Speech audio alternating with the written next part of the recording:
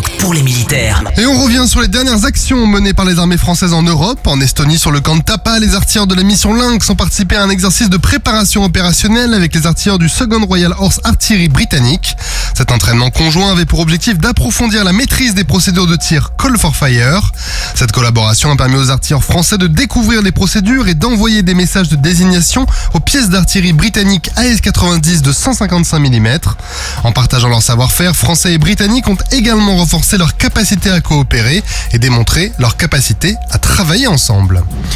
En Roumanie, la France poursuit ses activités de préparation opérationnelle aux côtés de ses alliés pour maintenir le renforcement de la posture défensive de l'OTAN sur le flanc est de l'Europe.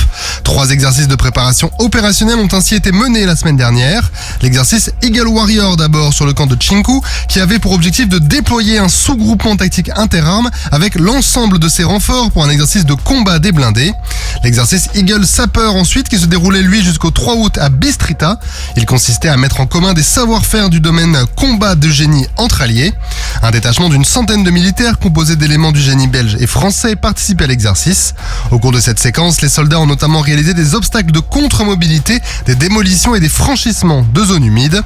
Enfin, le battle group Auvergne organisait une nouvelle session de l'exercice Eagle Trench City entre une compagnie d'infanterie française et une section de la 61e brigade de montagne roumaine. Les objectifs de l'exercice étaient d'échanger des savoir-faire avec les alliés de l'OTAN, d'entraîner les soldats au combat de tranchées et de perfectionner le combat en zone urbaine. Une mise en situation à balles réelles a ensuite permis de valider les acquis. Et retour dans l'Hexagone pour les Jeux Olympiques. Comme nous le relayons depuis plus d'une semaine, bon nombre de médailles ont été glanées par les militaires de l'armée de champions.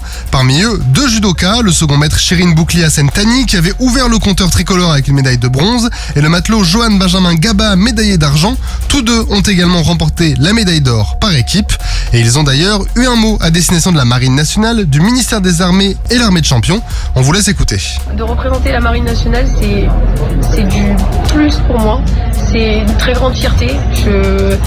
Je suis maintenant second maître à la Marine nationale et j'ai tout un équipage avec moi. C'est du soutien, c'est de la force. Je suis la France, j'ai un drapeau avec moi et la Marine c'est la France aussi, donc c'est une certaine fierté. Merci infiniment le ministère des Armées qui m'accompagne dans mon projet et voilà, très fier de faire partie de ce bataillon de Joinville, de cette armée des champions. Sur terre, sur mer, comme dans les airs. Skyrock PLM, en équipe avec Cuneo, la mutuelle des forces armées.